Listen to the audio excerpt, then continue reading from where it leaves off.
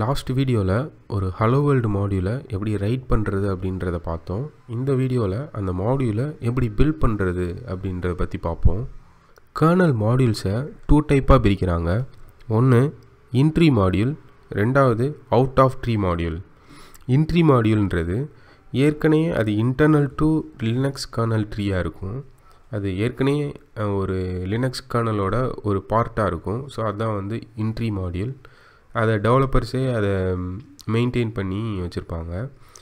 Out of the tree மாடியூல்ன்றது outside to Linux kernel tree. இப்போ எக்ஸ்டர்னலாக நம்ம ஒரு மாடியூல் லோட் பண்ணுறோம் அப்படின்றதெல்லாம் அவுட் ஆஃப் த ட்ரீ மாடியூலில் வரும். இப்போ நம்ம எழுதியிருக்கிறதும் கூட out of the tree module தான். இப்போ நம்ம இந்த ஹலோ வேர்ல்டு மாடியூலை K-build யூஸ் பண்ணி பில்டு பண்ண போகிறோம். K-buildன்றது கர்னல் பில்ட். அது வந்து ஒரு build system used by the Linux kernel.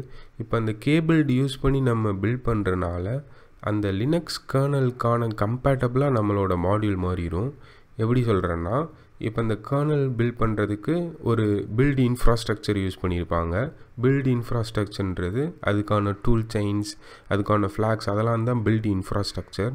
So அது யூஸ் பண்ணி நம்ம இந்த கர்னல் மாடியூலில் பில்ட் பண்ணுறப்ப அதுக்கான கம்பேட்டபிளாக அது மாறிடும். ஸோ நம்ம எக்ஸ்டர்னலாக எதுக்கும் எக்ஸ்ட்ராவாக ஒரு இப்போ நார்மலாக இப்போ ஜிசிசியில் கம்பைல் பண்ணும்போது நம்ம அதுக்கான ஃப்ளாக்ஸ், அதுக்கான லிங்கர் ஃபைல்ஸ்லாம் கரெக்டாக லிங்க் பண்ணணும் இல்லையா? ஸோ அந்த மாதிரிலாம் இதுக்கு பண்ண தேவையில்ல. நம்ம K-build யூஸ் பண்ணும்போது அதுக்கான கான்ஃபிகரேஷன்ஸு, ஹெட்டர் ஃபைல்ஸு, ஸோ எல்லாமே அந்த கர்னலோட இன்ஃப்ராஸ்ட்ரக்சரே எடுத்து இது வந்து பில்ட் பண்ணிக்கும்.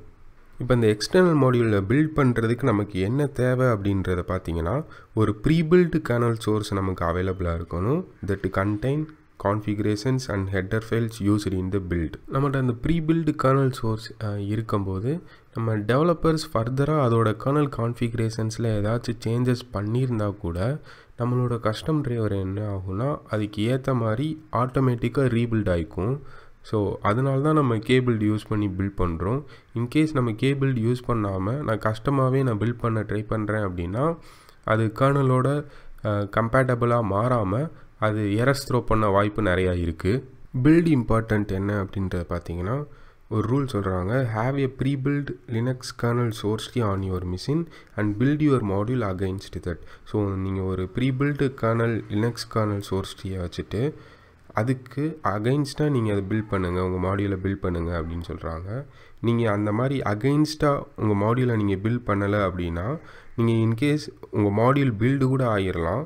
அந்த மாடியூலை நீங்கள் உங்கள் கர்னலில் லோட் பண்ணும்போது இன்கேஸ் உங்களுக்கு ரன் டைம் எரர் த்ரோ பண்ணலாம், இல்லை அது கர்னல் டிஃப்ரெண்ட் வெர்ஷனுக்கு நீங்கள் பில்ட் பண்ணியிருந்திருக்கலாம். அதனால் ஸோ உங்கள் கர்னலோட உங்கள் மாடியூல் வந்து கம்பேட்டபிளாக மாறாமல் உங்களுக்கு ரன் டைம் எரர் த்ரோ பண்ணலாம். இன்கேஸ் உங்கள் மாடியூல் லோட் ஆகாமல் கூட உங்களுக்கு எரர் த்ரோ பண்ணலாம்.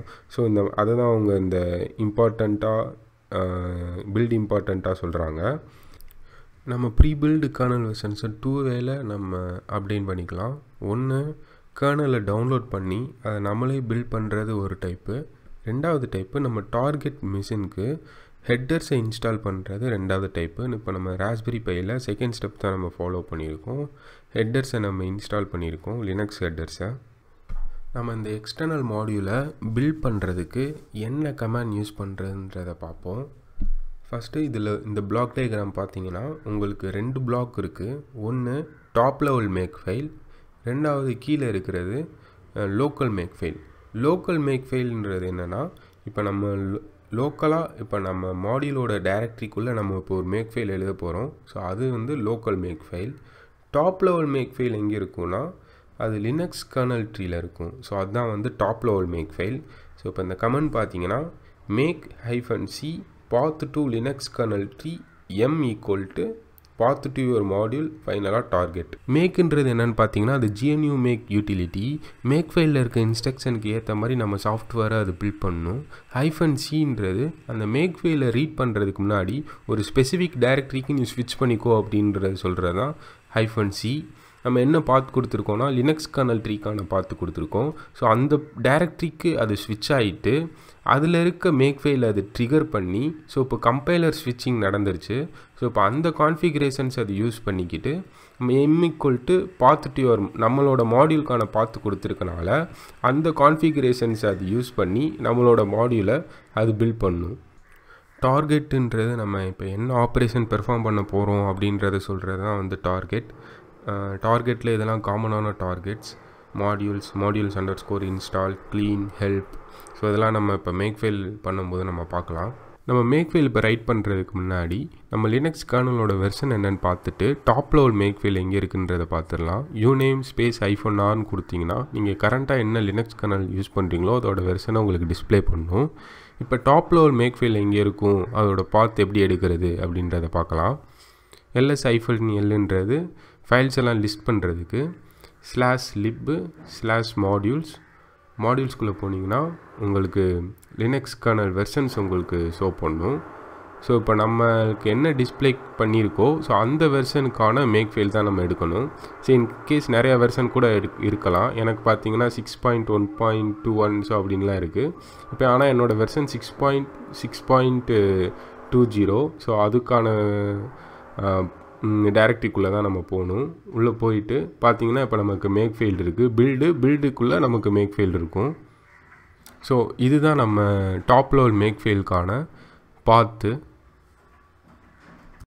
ஓகே, இப்போ நம்ம லோக்கல் மேக் ஃபைல் க்ரியேட் பண்ணிக்கலாம். விங் மேக் ஃபைல் எம் வந்து கேபிட்டலில் இருக்கணும்.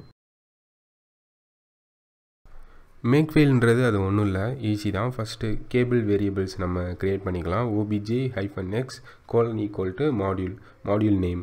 ஸோ ஓபிஜேன்றது நம்ம எந்த கர்னல் ஆப்ஜெக்டை நம்ம ஸ்பெசிஃபை பண்ணுறதுன்றது ஓபிஜே. எக்ஸுன்றது என்னென்னு பார்த்தீங்கன்னா அது பிஹேவியர் கண்ட்ரோல். இப்போ நம்ம மாடியூலை பில்ட் பண்ணணுமா கூடாதா அப்படின்னா என் கொடுக்கணும். ஒயின்றது என்னென்னா இங்கே கம்பைல் பண்ணதுக்கப்புறம் அது கர்னல் இமேஜோட வந்து லிங்க் பண்ணணுமா ஸோ அப்படின்றது. அதுக்கப்புறம் எம்ன்றது டைனமிக்கலி லோடபிள். ஸோ நம்ம ஒரு முக்கியமான பாயிண்ட் பார்க்காம விட்டுட்டோம், static and dynamic kernel modules. So அது நம்ம நெக்ஸ்ட் வீடியோவில் கொஞ்சம் டீட்டெயில்டாக பார்க்கலாம். ஸோ இப்போ obj-m :main.o கேபிள்டு சிஸ்டம் main.c-லேருந்து main.o நமக்கு பில்ட் பண்ணும். லிங்கிங்லாம் நடந்ததுக்கப்புறம் நமக்கு அது கர்னல் ஆப்ஜெக்ட் ஃபைலாக மாறிடும், .ko ஃபைலாக அது மாறிடும். இப்போ நம்மளோட மேக் ஃபைலில் obj-m நம்மளோட ஃபைல் நேம் வந்து hello.c. ஸோ அதனால் hello.o போட்டுக்கலாம். ஸோ சேவ் பண்ணிடுங்க. சேவ் பண்ணிட்டு இப்போ நம்ம பில்ட் பண்ணுறதுக்கான command make -c Linux kernel ட்ரீக்கான பாத்து. ஸோ அதுக்கப்புறம் M உங்களோட கரண்ட் டைரக்டரியை நீங்கள் பார்த்தாவும் கொடுக்கலாம். அப்படி இல்லைன்னா இந்த மாதிரி $sign பேரண்டிசிஸ்குள்ளே pwd கொடுத்தீங்கன்னா உங்களோட கரண்ட் டைரக்டரியோட பார்த்து அது எடுத்துக்கும். அதுக்கப்புறம் டார்கெட் வந்து இப்போ நம்ம மாடியூல்ஸ்னு கொடுக்கலாம். மாடியூல்ஸ் கொடுத்தா நம்மளோட இப்போ மாடியூல் பில்ட் ஆக ஆரம்பிச்சிடும். உங்களுக்கு பார்த்தீங்கன்னா தெரியும் hello.o. அப்புறம் ஃபைனலாக உங்களுக்கு hello.ko ஃபைல் உங்களுக்கு ஜென்ரேட் ஆயிடுச்சு. ஸோ இப்போ இந்த hello.ko ஃபைலை எப்படி நம்ம லோட் பண்ணுறது அப்படின்றத நம்ம நெக்ஸ்ட் வீடியோவில் பார்க்கலாம்.